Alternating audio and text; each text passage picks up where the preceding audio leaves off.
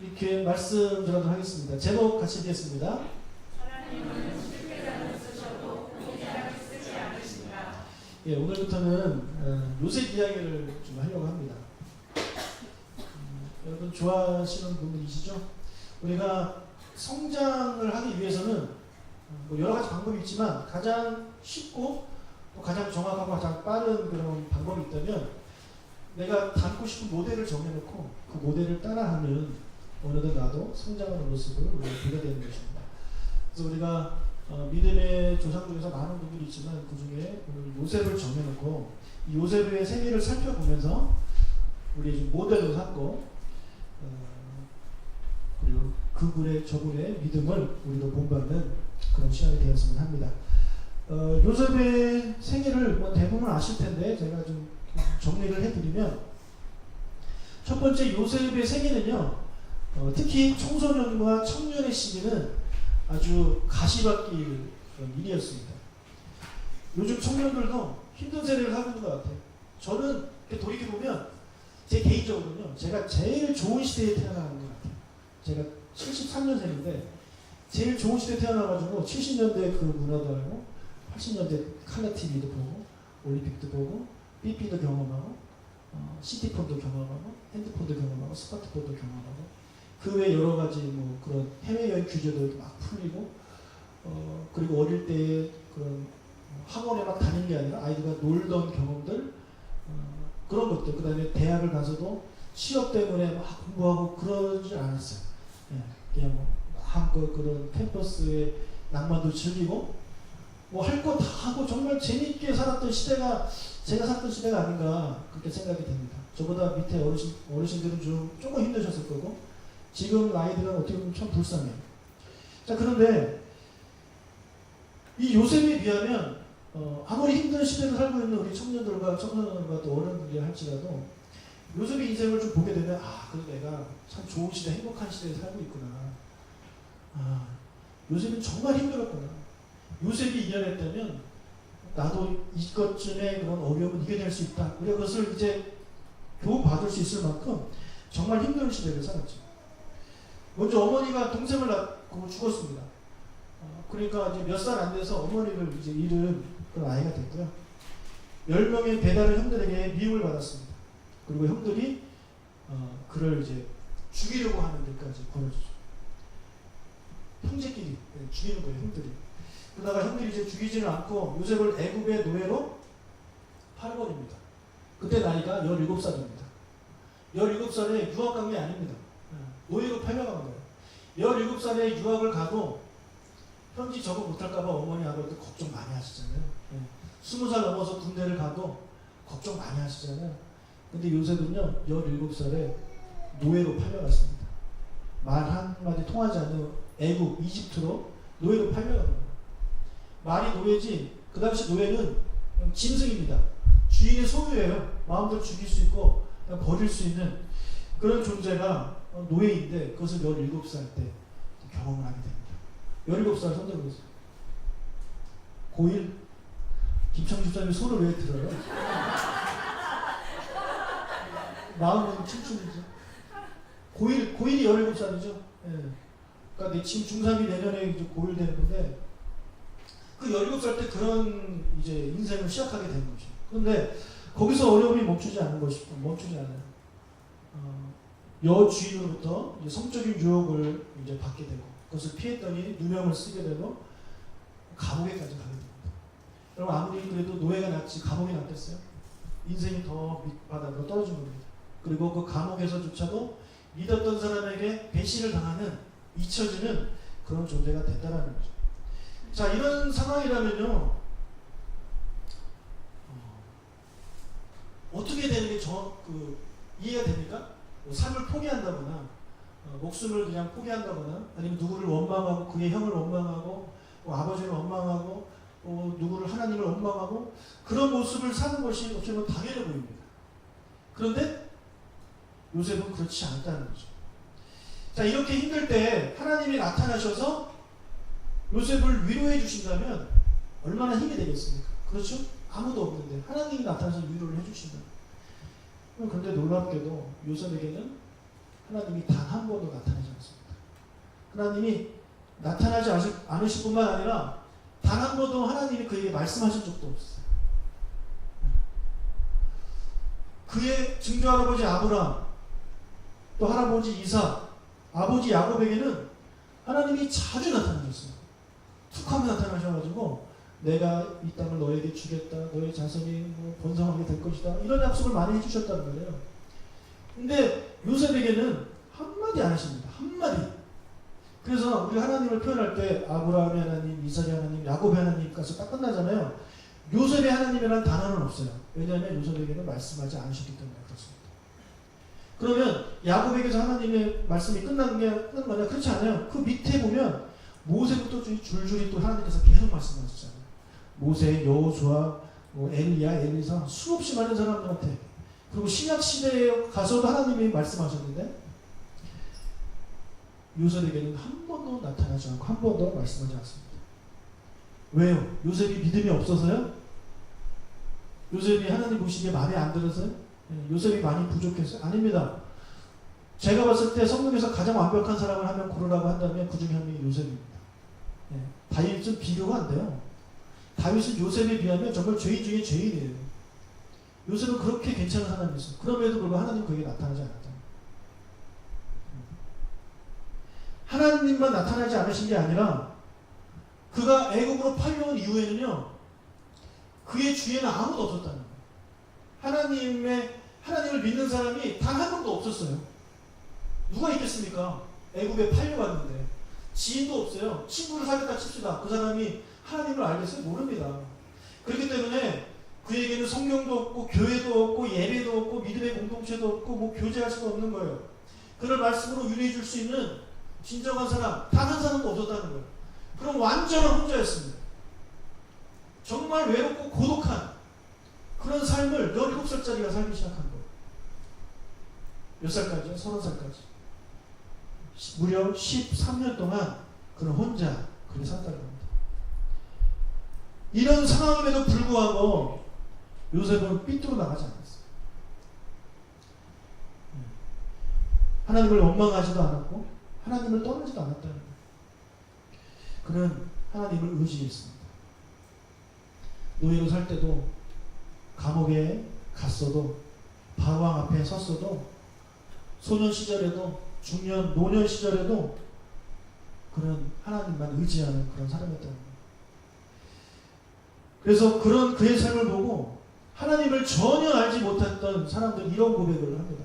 창세기 39장 3절 읽겠습니다. 그의 주인이 여호와께서 그와 함께 하심을 보며 또 여호와께서 그의 범사에 형통하게 하심을 보았더라. 예. 이 보디발이라는 요셉의 주인이 한 고백입니다. 들어서 하는 게 아니에요. 들어서 하는 게 아니라 본 거예요. 그의 삶을 보니까 제가 믿는 하나님이 정말 있구나. 정말 하나님이시구나. 그걸 아는 거예요. 우리가 여기서 통해서 알 수 있는 게 뭐냐면 요셉은요. 종의 위치였지만 늘 그의 주인에게 자신 있는 하나님에 대해서 이야기했다는 거예요. 주인님, 저는 하나님의 백성입니다. 저는 하나님을 믿는 사람입니다. 그때 주인이 뭐라고 그랬겠어요? 야, 네가 하나님의 아들이야? 하나님의 그 백성이야? 그럼 너가 믿는 신은 가짜인가 보다. 네가 믿는 신이 진짜라면 너를 이곳에 보냈겠니? 네. 그런 이야기를 보디발이 안 하겠습니까? 네. 아마 수없이 놀리고 그를 비방했을 겁니다. 네. 하지만 그는 끝까지 아닙니다. 하나님은 저를 사랑하십니다. 제가 하나님의 은혜로 저를 잘 될 것입니다. 그런 이야기를 계속 했겠죠. 그렇기 때문에 그것을 보고 이제 보디발이 정말 제가 믿는 하나님이 있나 보다. 그런 고백이 나온 거 아니겠습니까? 하나님에 대해서 말 한마디 안 했다면 보디발이 여호와를 어떻게 알아요? 하나님을 어떻게 아는 거예요? 모릅니다. 이처럼 요셉은 장차 오실 그 메시아이신 예수 그리스도를 예표하는 정말 그 인물로 손색이 없는 그런 사람입니다. 정말 비슷한 면이 너무 많아요. 예수님과. 우리 요셉 이야기를 쭉 풀어가면서 많이 발견하게 될 것입니다. 그래서 오늘부터 이 멋진 남자 요셉. 여러분 이름에 요자 들어가면 괜찮다고 그랬죠? 이것은 거의 반 진리입니다. 가끔 아닌 사람도 있지만 아닌 사람들께 저한테 보여주세요. 대우로 요자가 들어가면 괜찮아요. 이 멋진 남자 요셉을 좀 살펴보도록 하면서 요셉의 삶에 하나님께서 어떻게 하셨고 요셉이 어떻게 이 총리가 될 수 있었는지 그런 과정들을 함께 좀 살펴보는 우리가 됐으면 좋겠습니다. 자, 요셉이 저렇게 하나님을 붙잡고 하나님만 의지하게 되었던 그 원동력은 어디에 있느냐? 바로 꿈에 있습니다. 꿈. 이건 진짜 꿈입니다. 진짜 꿈. 어느 날 잠을 자다가 요셉이 꿈을 꿨는데요. 두 가지 꿈을 꿉니다. 그 꿈이 얼마나 생생했는지 그의 형들에게 말을 합니다. 창세기 37장 6절에서 7절 읽겠습니다. 요셉이 그들에게 이르되 청하건대 내가 꾼 꿈을 들으시오. 우리가 밭에서 곡식단을 묶더니 내 단은 일어서고 당신들의 단은 내 단을 둘러서서 절하더이다. 예. 제가 이 본문을 보면서 그런 분들이 있어요. 아, 요셉이 형들한테 미움받았잖아요. 그럴만하다. 그래서 왜요? 그랬더니 형한테 말하는 거 보세요. 내가 꾼 꿈을 들으시오. 형한테 들으시오? 왜 들으시오? 여러분 이거는 번역을 이렇게 한 겁니다. 요셉이 한국말로 한 거 아니에요. 또 너무 문자 그대로 야 요셉은 정말 싸가지 없다. 형들한테 들으시오. 이랬다. 너무 답답한 거예요. 성경은 그렇게 보시면 안 돼요? 뭐라 그랬겠어요? 형님들 제가 꿈을 꿨는데 제 얘기를 들어보세요. 이렇게 얘기했겠죠. 그죠? 들어보시고 이렇게 했겠어요. 네. 첫 번째 꿈은 뭐냐면 형제들이 단을 묶는데 요셉이 묶은 단은 일어서고 형들이 묶은 단이 이제 요셉이 묶은 단을 둘러서서 절을 했다. 뭐 그런 내용이에요. 그러시십니까? 또 두 번째 꿈은 9절입니다. 요셉이 다시 꿈을 꾸고 그의 형들에게 말하여 이르되 내가 또 꿈을 꾼즉 재와 열한 별이 내게 절하더이다 하니라. 네. 자, 두 번째 꿈은 뭐냐면 해와 달과 열한 별이 저에게 절을 했습니다.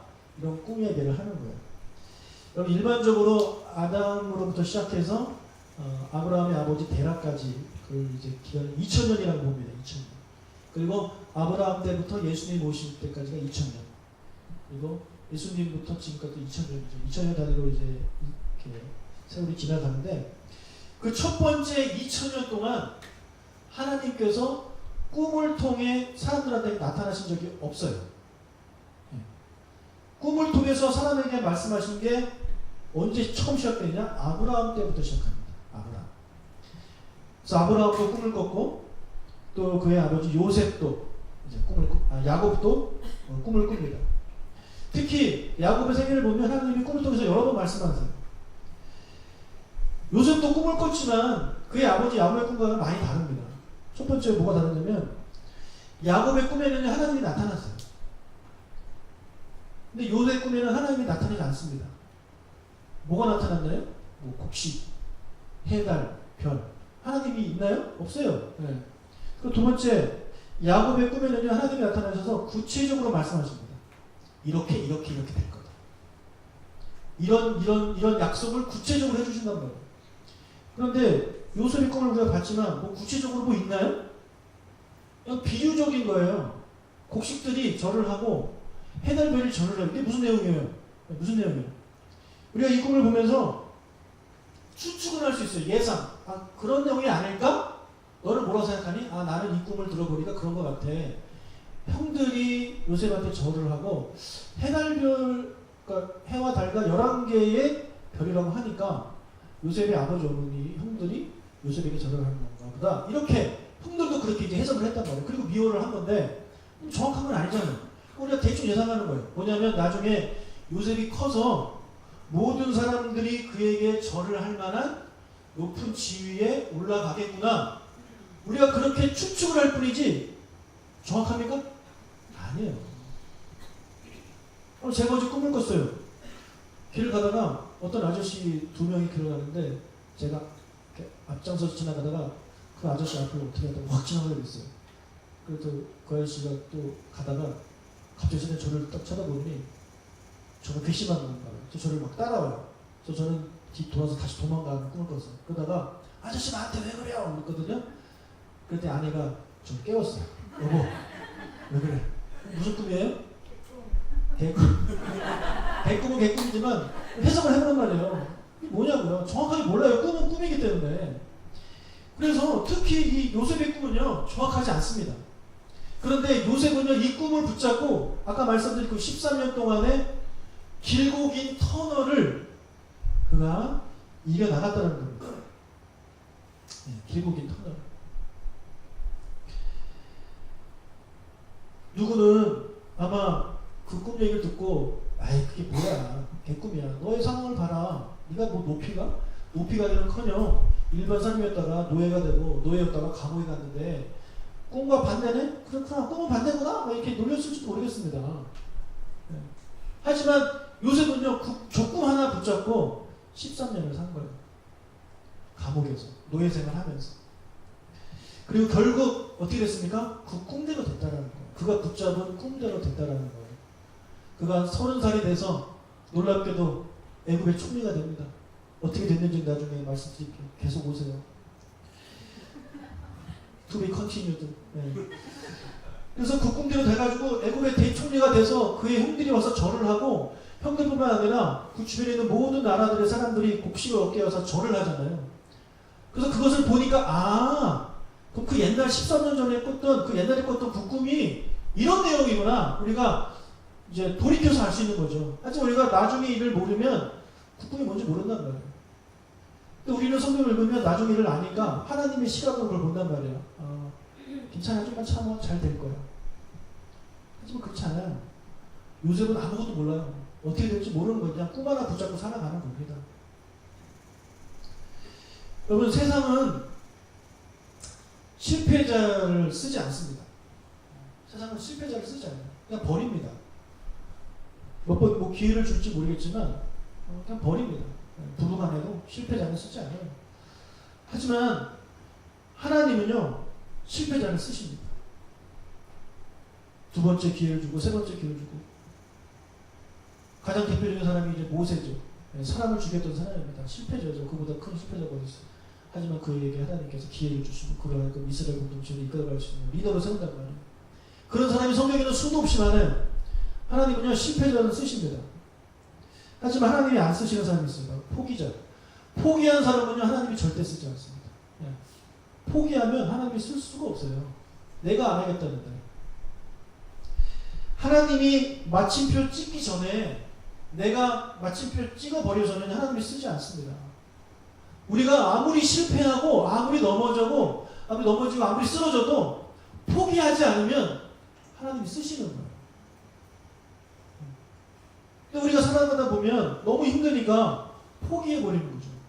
하나님이 여러분에게 말씀해 주시고 여러분에게 꿈을 주시고 여러분에게 비전을 주셨는데 그 꿈을 이루기까지가 너무 힘든 거예요. 기다리기도 힘들고 지치고 내 눈에는 아무것도 일어나는 것 같이 보이지 않고 오히려 상황은 악화져 가고 내가 열심히 살려고 노력을 하면 할수록 상황은 개선되지 않고 더 나빠지는 거예요. 요셉이 그랬잖아요. 요셉이 노예로 팔려가고 감옥에 갔을 때 대충 살았나요? 아니요. 정말 열심히 살았어요. 정말 열심히. 그럼 좋아져야 되잖아요. 근데 열심히 살면 살수록 더 나락으로 떨어지는 거예요. 우리도 그럴 수 있단 말이에요. 하나님이 주신 꿈과 비전을 가지고 우리가 열심히 살면 좀 좋아지는 게 보이고 한 단계 한 단계 올라서는 게 보일 때 힘도 나고 더 열심히 할 텐데 열심히 하면 할수록 더 상처받고 더 힘들어지고 괴로워지니까 포기를 해버리는 거죠. 포기를. 그렇게 포기하면 여러분 하나님이 절대 여러분을 쓸 수가 없고 쓰지 않으십니다. 여러분 하나님이 여러분에게 주신 꿈과 비전들이 각자에게 있을 거라고 저는 믿습니다. 아직 그것을 받지 못하시는 분들은 말씀을 통해 기도를 통해 여러분 또 예배를 통해 그 꿈을 찾으시길 바라요. 하나님 여러분에게 분명히 주십니다. 신앙생활 10년 20년 했는데도 꿈과 비전이 없이 그냥 신앙생활한다? 안타까운 거예요. 하나님은 여러분을 향한 놀라운 계획을 갖고 계십니다. 그게 사형리의 첫 번째 거 아닙니까? 하나님이 여러분에 대한 놀라운 계획을 가지고 있어요. 근데 그게 뭔지 내가 몰라.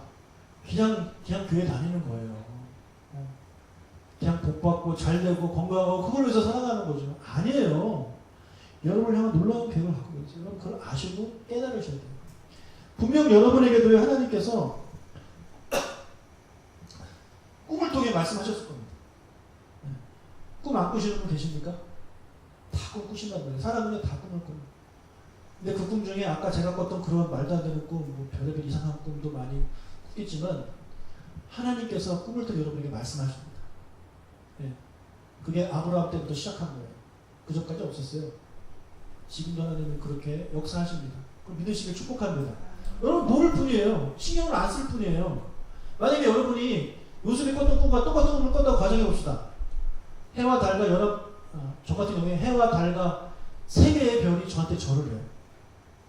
그럼 제가 그거 붙잡고 제가 이렇게 살아갔을까요? 아니요. 우리가 그런 꿈을 많이 꿨음에도 불구하고 그냥 무시하는 거예요. 무시하는 거예요.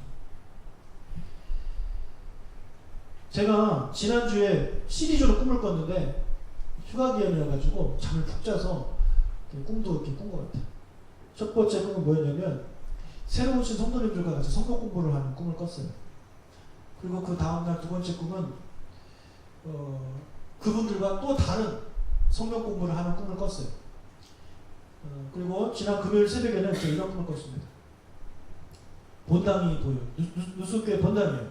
누수교회 본당인데 네 줄이에요. 좀 다르죠? 좀 세 줄인데. 네 줄인데 한 줄당 10명 이상이 앉는 그런 자리였어요.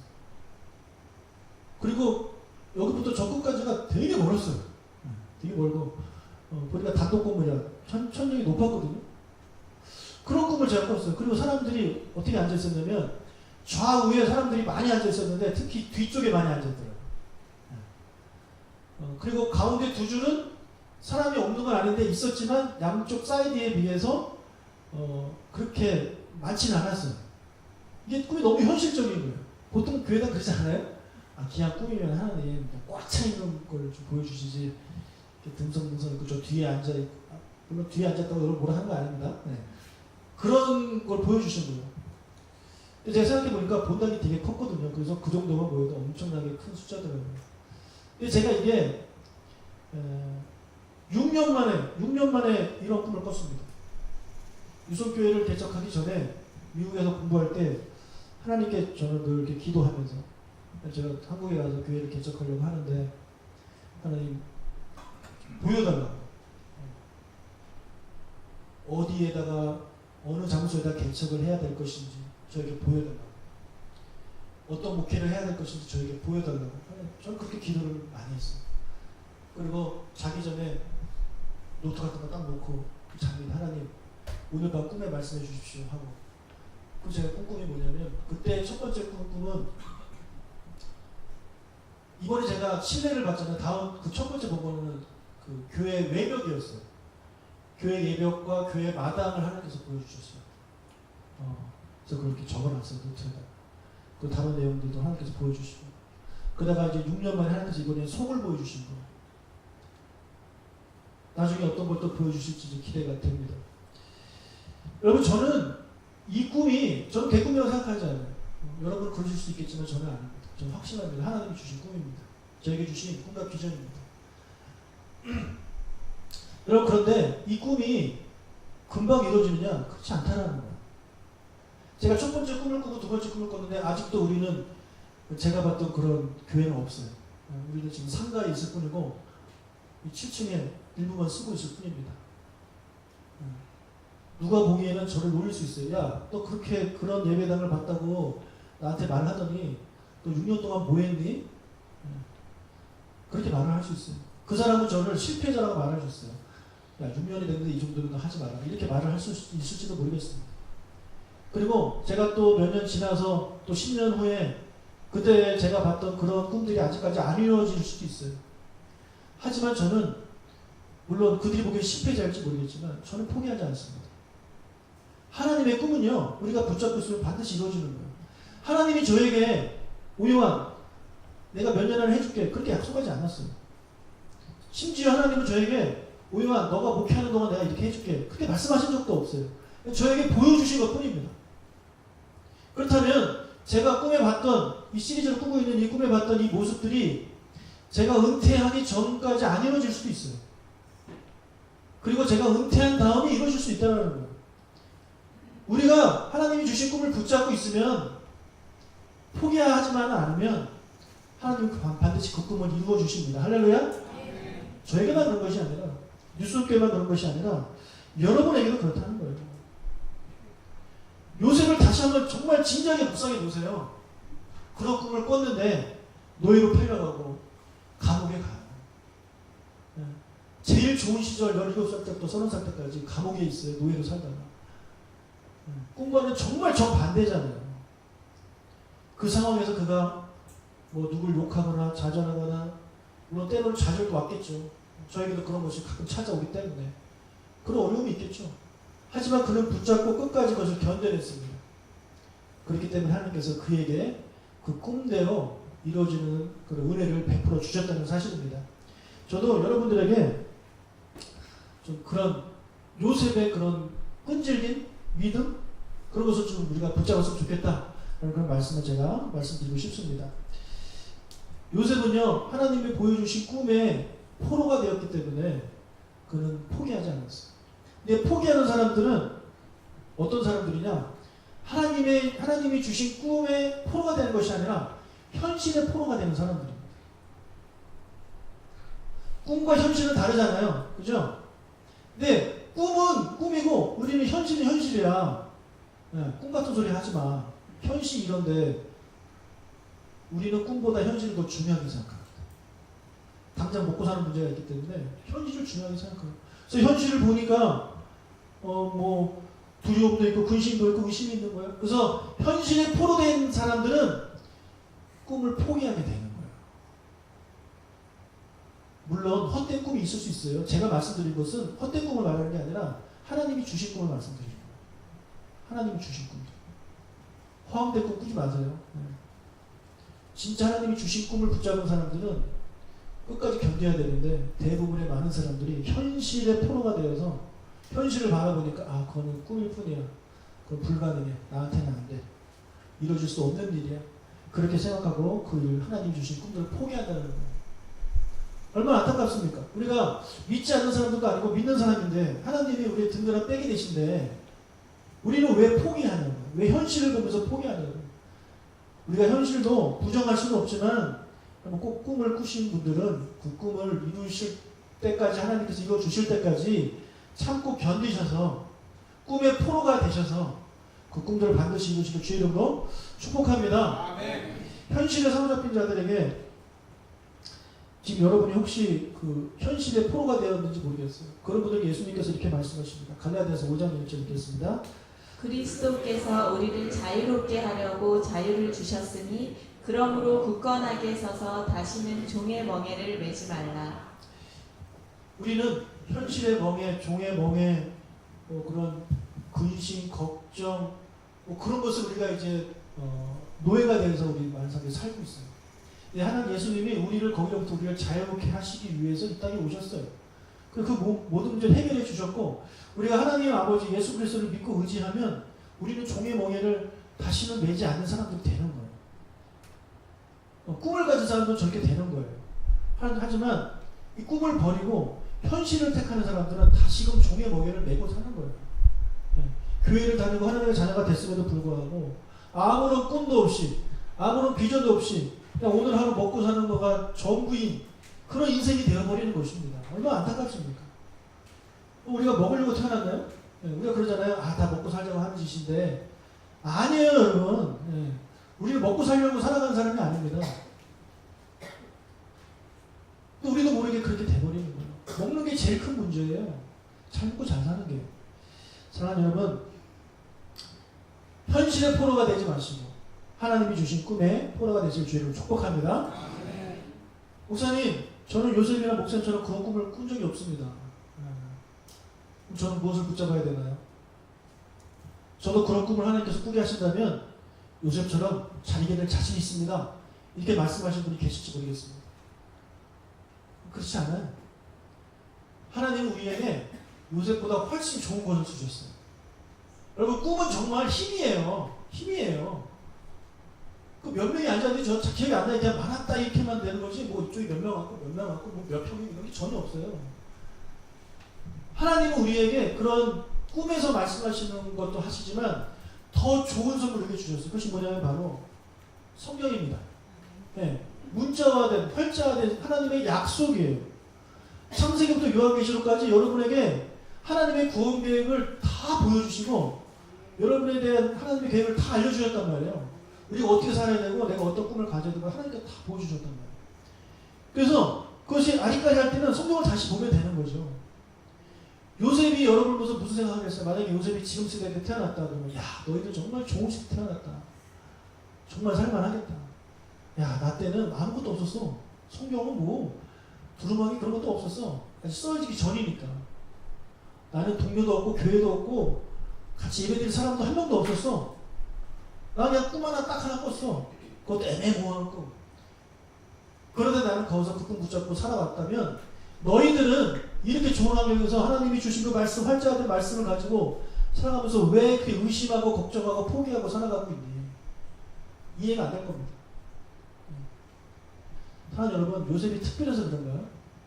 요셉 우리랑 종자가 다른가요? 그렇지 않아요. 똑같은 사람이에요. 똑같은 사람이에요.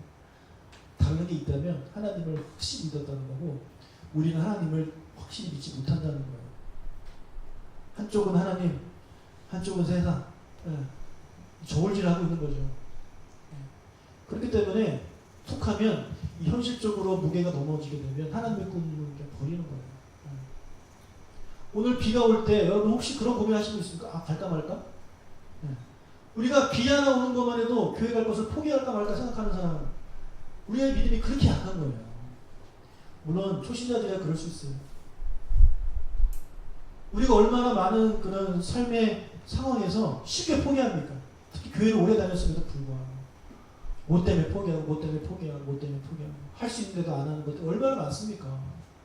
사랑하는 여러분, 하나님이 우리에게 주신 꿈과 비전, 그것은 꿈을 통해서 주시기도 하고 성경을 읽다가 주시기도 하고 설교를 여러분 들으시는 가운데 또는 기도하시다가 하나님이 주신 꿈과 비전을 여러분이 발견할 수 있어요. 만약에 나의 인생의 꿈과 비전이 하나도 없다라는 분은 진지하게 한번 고민해보시고 하나님께 기도해보세요. 하나님, 저도 하나님이 주신 꿈과 비전을 저도 알고 싶습니다. 보여주십시오. 목사님한테 그렇게 시리즈 꿈꾸게 하셨는데 저한테도 좀 꿈꾸게 해주십시오. 또는 말씀 듣는 가운데 그 꿈과 비전을 저에게 주십시오. 우리 기도하십시오. 하나님 안 주시겠어요? 주십니다. 반드시. 이미 주셨을 것이고. 그러면 혹시 중간에 포기해서 버린 그런 꿈과 비전이 있으니까 다시 붙잡으십시오. 포기하지 않으면 하나님께서 그 꿈 반드시 이뤄주십니다. 할렐루야! 같이 찬양.